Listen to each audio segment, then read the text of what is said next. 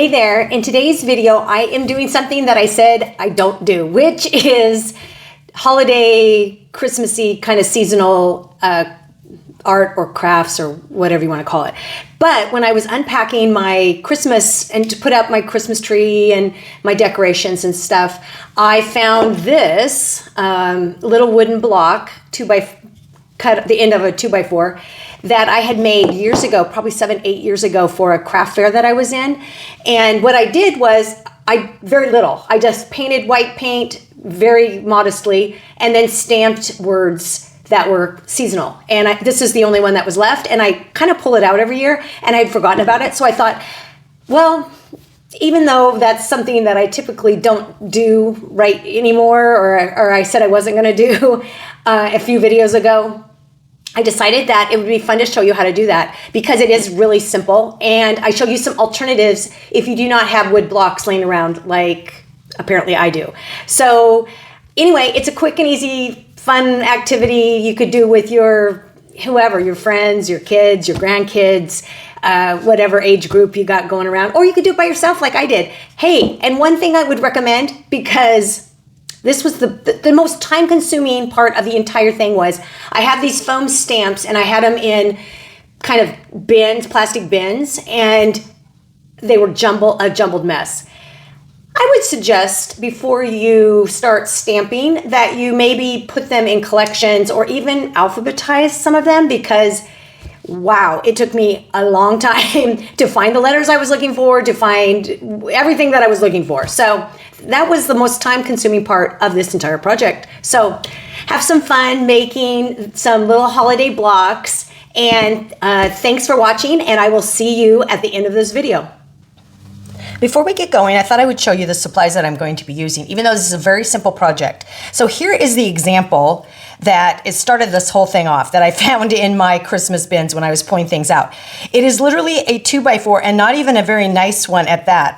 It's probably an untreated. I mean, look at these marks in it, holes and stuff. Obviously, I did 0 to this to prep it. I took this piece that I found and I put like a beige or off-white over it, and then I stamped on it. I did not even paint it so that I covered all the wood. Today I might do this a little bit different, but I think what I was going for was just like this really kind of rustic look, and I think in that regard I was successful. So when I found these random pieces of wood outside, my husband is always doing these little projects. I wish I was doing these kind of projects, but I will admit I'm not. So he has all these remnants from cutting things up and doing different things. And I thought, when I saw this, I thought, oh, I'm going to turn these. And I'm not even going to, it doesn't matter that it's not square. The goal is for it to be able to stand. So you can't see this on camera, but it can stand. So I can set this up on a mantle or a table or wherever as decor. I do not have to hang it. And obviously I probably wouldn't hang it, although you could hang it. So, and then these little pieces are very odd, but I think with little words on them, they could be very cute, and they could just set somewhere as well. And obviously, if you had pieces that you cut yourself, you would cut them probably not into triangles like this. You might cut it more into like a rectangle or a square, so that it would be, it wouldn't be such an odd shape like this. But this will work, and this is what I'm going to use what I have. And this is, you guys, I'm a very big proponent of using what you have. So this scrap wood that was going to just be thrown out is now going to be repurposed into this project that we're going to make. So what I'm going to use now, you can use your own handwriting. You could take a fine tip. Let me see if I can grab one, like a round paintbrush, and you could use your own handwriting and paint the words in. And actually, I think that would be super cool. I am just going to use these foam stamps because I have a massive bin full of them. I may or may not use the same text. You see what I'm saying? Like some might, I don't know. I'm not really sure how I'm going to do it yet. So this one, I use the same font is what I'm saying. So I have a lot of different fonts. I'm not sure how I'm going to do it, but you could use all different kinds. And if you're good at hand lettering, I would definitely do your own. You could sketch it out and then fill it in with paint, or however however the hand lettering people do it or calligraphy people do it, because it's beautiful. I just am not one of those, so I'm going to use these foam stamps. So also for this project, I am not going to use art grade paint. I grabbed some craft paints that I have a bin of them. Some of them, I admit, I did open them up and I was like, well, these are pretty thick and pretty not as usable as you would think. But actually the thicker the paint, it works fine. And I practiced a few on here, so I think it'll be fine. This is not something that has to be perfect. And so it doesn't matter if my paint is a little thick or a little thin or however it works. I also grabbed some random paintbrushes so that I can just paint the stamp rather than I don't know if you could dip it in. Maybe you could if it was thin enough, or use your finger or something like that. That would work as well. So it's very simple. I also grabbed a piece of palette paper so that I can put my paint on here. I also grabbed this old dictionary book that I use a lot, and I'm going to clean my brush off on it. You know how I hate to waste even a tiny bit of paint, so all my extra paint will go in here, and that will be converted into collage paper. So I think without anything else, let's just get started. Actually, before we get started, I want to show you some alternatives to these, to these random scraps of wood that I have. I realize not everybody is going to have random scraps of wood laying around. So I have some ideas in case you do not have that. You know these wooden signs that you can set, you get them, everybody sells them. You could take these and paint over the top, either with just paint or gesso, whatever, or even just, whatever. I mean, paint or gesso, obviously. And then I've done that to this one, just for an example. And it's actually cute. It's got this cute little polka dot side. And you could paint the word, whatever your Christmas word is, or any word actually, on here. So a lot of us have these.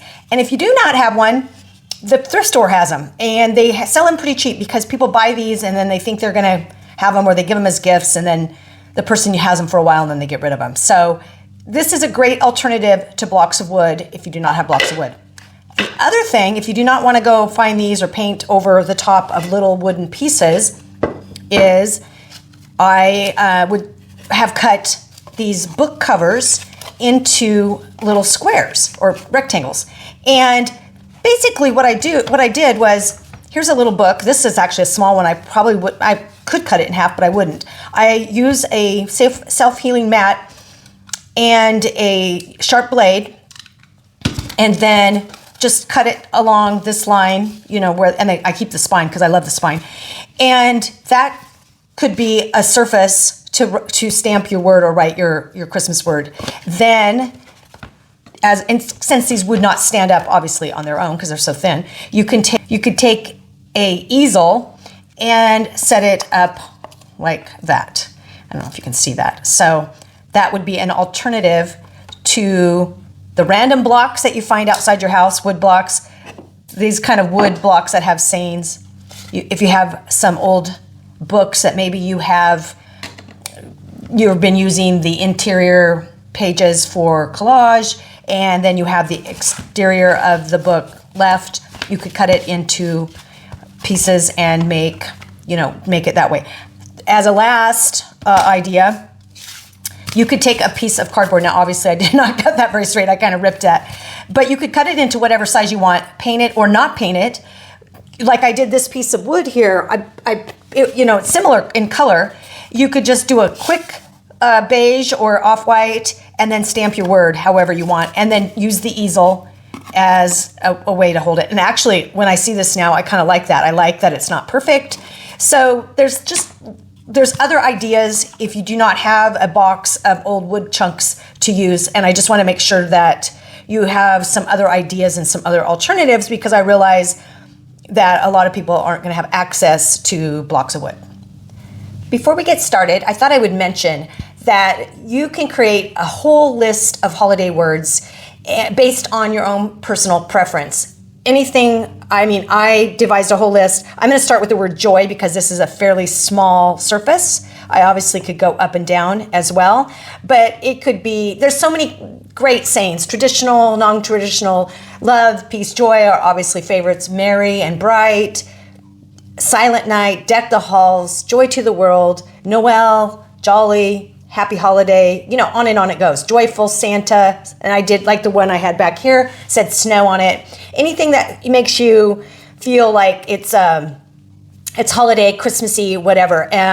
So there is a lot of beautiful words that you can use. And so I just want to encourage you to make a list. And then when you find your block or your whatever surface you're going to use, find what fits on it. So then you have a list and you can choose based on the size of your surface and the size of your foam stamps. But if you are writing this, obviously you can do it at whatever size you want. So anyway, those are just some things I wanted to encourage you before you get started. Now, I will say, because I'm not super familiar with the color names, I thought I would show you. And like I said, a lot of these are old.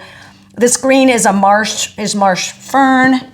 This yellow looks like a yellow ochre, but I don't see a name. Oh, it is yellow ochre. Okay, yeah, and it looks like it too. And then this is a black. It says pure black. And this color is thicket. So I'm going to start with these. Clearly, they're not super traditional colors, but they're the colors that I'm actually drawn to. So we're going to start there. Now, my block already has wood paint on it. This was actually an old door that was cut and into another project that my husband did. And so these are the remnants from that. So it has this old, cool finish. I could have sanded it. I could have done a lot of things to it. But the point of this project is to be quick and easy. It's not to be perfect. So I'm going to start with, I really like this color, that thicket. So I'm going to start with that.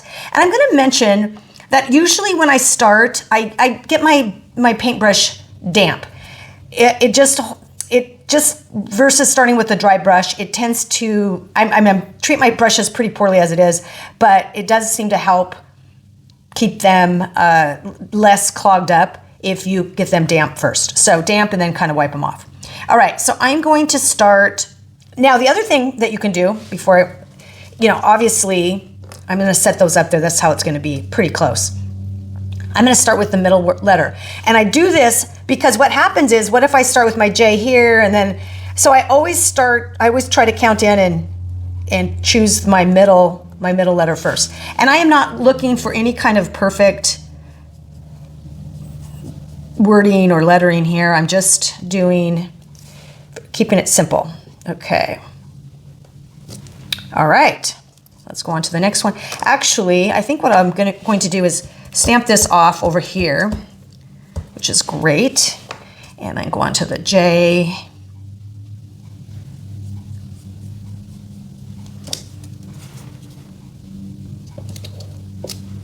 Okay. And then the Y. And then I'm going to let it dry. And I'm going to go over it with another color. And I may go over it with more than one. I actually like the look of other colors popping through. I probably will do black next. And if I don't like that, then I'll come back with another color, and I might come back with another color, because I like the building up of the texture of the paint with the letters. It just has a really cool effect. Now, as you can notice, they're not in a row. The Y would have been down lower. They're not even, is what I meant. So, and I am okay with that, because then the next round, they're going to be even more uneven. It's the idea of, just having a cool little thing with a word that means something to me. So I'm going to pause here. I'm going to let this dry, and we'll try another one, and I'll come back in a second.